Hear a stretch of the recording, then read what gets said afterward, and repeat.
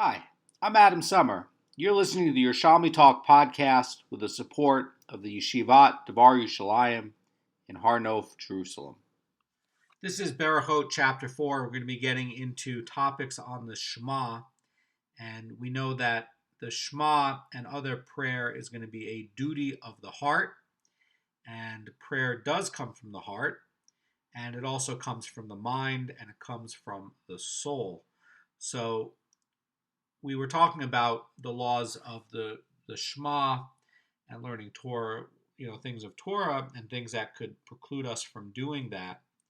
Now we're going to be getting into other laws on the Shema. So the Mishnah starts off and it says, this is the start of chapter 4, Halacha 1, that the morning prayer of Shacharis may be recited until midday. And I want to point out that this is going to correspond to the morning Tamid. And according to the Tanakama, the morning Tamid can be offered until midday. And therefore, you have the Shacharis of the Shemona Esrei. Since it corresponds to that service, it can be recited until midday as well. So one of the key points about this in the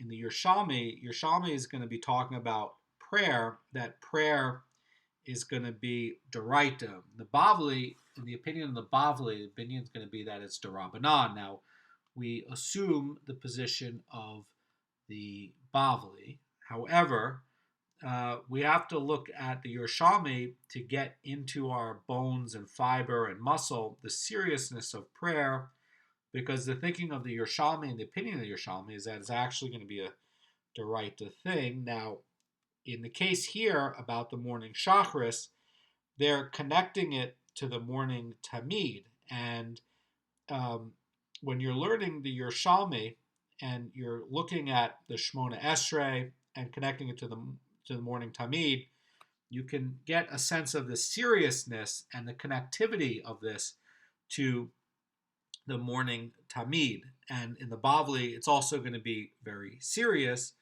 but the degree is going to be, the way it's thinking about the connection between Shacharis and Shemona Esrei and the morning Tamid is going to be a little bit different because of that very fundamental point that the Yerushalmi considers it Doraita and the Bavli considers it Darabanan. It's a subtlety, but for your point, it is binding. Darabanan is no different than Doraita, and it's something that you have to do and something that you want to do and something that's going to get you more divine providence in your life and more divine mercy. Now, the Mishnah is going to say that the morning prayer of Shacharis may be recited until midday.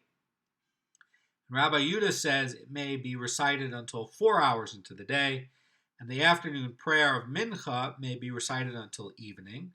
And Rabbi Yehuda says the afternoon prayer may be recited until half of Mincha, and the evening prayer of Marv has no fixed time. It may be recited all night, and the prayer of Musaf may be recited all day.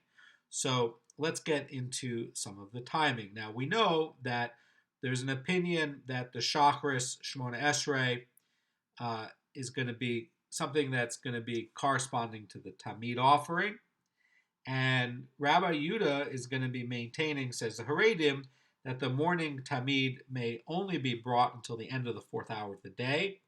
And according to his opinion, therefore, the Shacharis Shemona Esrei may only be recited until the end of the fourth hour. So, again, regarding hours, right? Like we learned about this in the Shema, it's going to be defined as 1/12 of the daylight period, and it's not going to be the 60-minute hour that we know about in the current time. It's going to be 1/12 of the daylight period. However, during the time of the equinox, it does come out to a 60-minute hour. That's because the time of the daylight and the night is equidistant, and as we looked at in the laws on the Shema, that all of the calculations start at the equinox. And in fact, we even see that the creation of the universe could have also started at the equinox as well. That's one of the opinions that in the opinion of everything being created in the equinox on Nisan. Anyway, when you get into the end of the fourth hour, it means until the 1/3 of the daylight hours have finished. And this would also be true in the winter when the days are going to be shorter, in the summer when the days are going to be longer. So that the calculation in the Jewish calendar is going to be a little bit different. And it's extremely precise when you get into it. I want to point out that there are two calculations that always happen during anything in the Shas. There's always a simple calculation for simple people, and then there's always a detailed, exact calculation, but that's only going to be for the people who are more learned.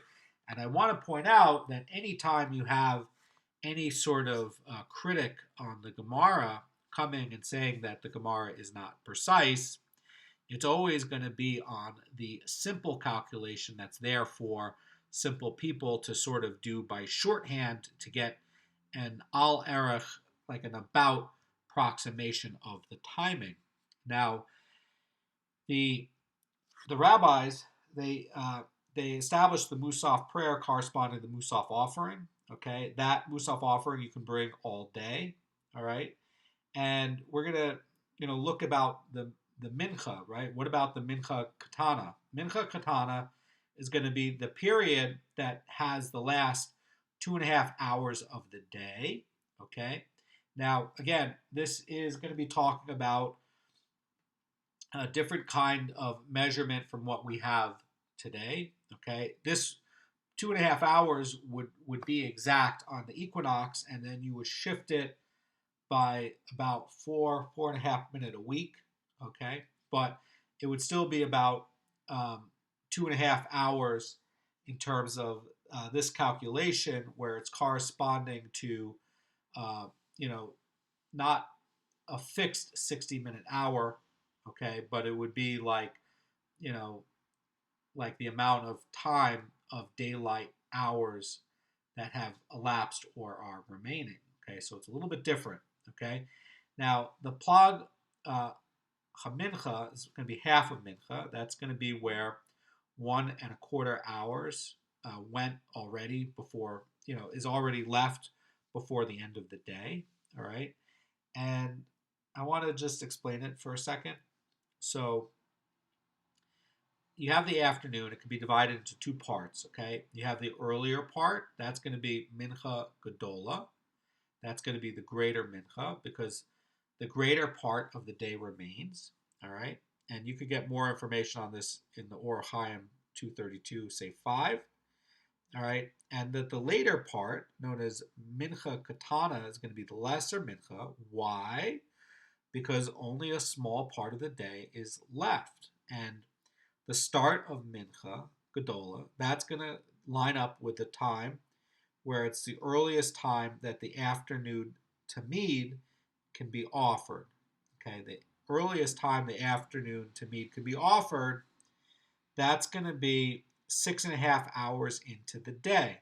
Okay, this is not measuring it where it's in the amount of time coming into 60-hour minutes, but it's talking about how many, how much daylight hours has already happened or how much is left. Okay, that's what it's talking about. So the afternoon tamid can be brought 6.5 hours into the day, and the mincha katana that starts when the afternoon tamid was actually offered on the temple, which was at 9.5 hours into the day, or 2.5 hours before the evening. Okay, so plag mincha would be half of mincha katana, and that's going to be 1.25 hours before the evening. So that when you're looking at it the other way around, we're not looking at it where it's 1.25 hours before evening, but it's really 10.75 hours into the day. That's going to be the time for Plag HaMincha. So the calculations for all of this will end up being exactly precise on the equinox, but if you're not on the equinox, you'll have to adjust it. Anyway, the concept is the same. If you want an exact equalization for it with the modern calendar, you would calculate this out on the equinox, and it would line up exactly. Okay, the Mishnah states talking about the Gemara now, that the morning prayer may be recited until midday, and we're going to talk about prayer in general. Gemara says that it is written to love Hashem your God and to serve Him with all your heart and all your soul. And it says, now, is their service performed in the heart? And then it says, then what is this service a reference to? It is prayer. And so it says regarding Daniel, your God, whom you shall serve continually, may He save you. Now is there temple service in Babylonia? Where is this service occurring? It's not occurring in Babylonia, okay? Then the Gemara says that then what is this service a reference to? It is to prayer. So we know that when the Babylonian King Belshazzar, first ruled the Median Empire, after taking power from King Belshazzar, Darius, the first ruler of the Persian Empire and Median, surrounded himself with advisors. Daniel was one of them, okay? And it became obvious to Darius that Daniel was superior to the other ones in wisdom, and he sought, Daniel's help to rule the kingdom, okay? And the other advisors became jealous of Daniel, and they tried to discredit him in front of the king. And they made up a plan, and they observed that Daniel would be very connected to prayer. So surely he would cling to his prayer regimen no matter what the cost. So the advisors tricked the king. They made a trick to the king. And what they did was they passed a decree that outlawed for 30 days making any request from anyone other than the king himself. And if someone was found requesting something other than from the king, they would have him thrown into the lion's den. So the scripture says that in Daniel 6:11, it says, now Daniel, when he learned that the decree had been inscribed, went home, and he had windows open in his upper story facing Jerusalem. And 3 times a day he fell to his knees and prayed and gave thanks before his God, exactly as he used to do before this. So what happened was the advisors reported Daniel's violation to the king of the decree to the king, and the king, even though he's a great admirer of Daniel, had no choice but to adhere to the law that he himself had approved. So he didn't want to do it, but he ordered Daniel to be thrown to the lion's den. And before the decree was carried out, he told Daniel that he hoped that God would intervene on his behalf, saying, your God, whom you serve continually, may He save you. And since Daniel was being cast into the lion's den for praying to God, it may be assumed that the service of which Darius spoke of was prayer. And similarly, we may say that the service mentioned in the verse, and to serve Him with all your heart, refers to prayer. And, that is going to be the service of the heart. Now, the Brisa is explaining how one serves God with his heart, but the verse also states that one should serve God and pray to Him with his soul. The question is going to be, how do we accomplish this? So, there's going to be another Brisa that's going to explain on the 3 daily prayers. It says that it could be thought that one may pray all 3 prayers at once in a row, And it is explained otherwise regarding Daniel, however, that it says, and 3 times a day he fell to his knees and prayed. In other words, that he prayed on 3 separate, non-consecutive times. That's going to be the key point here.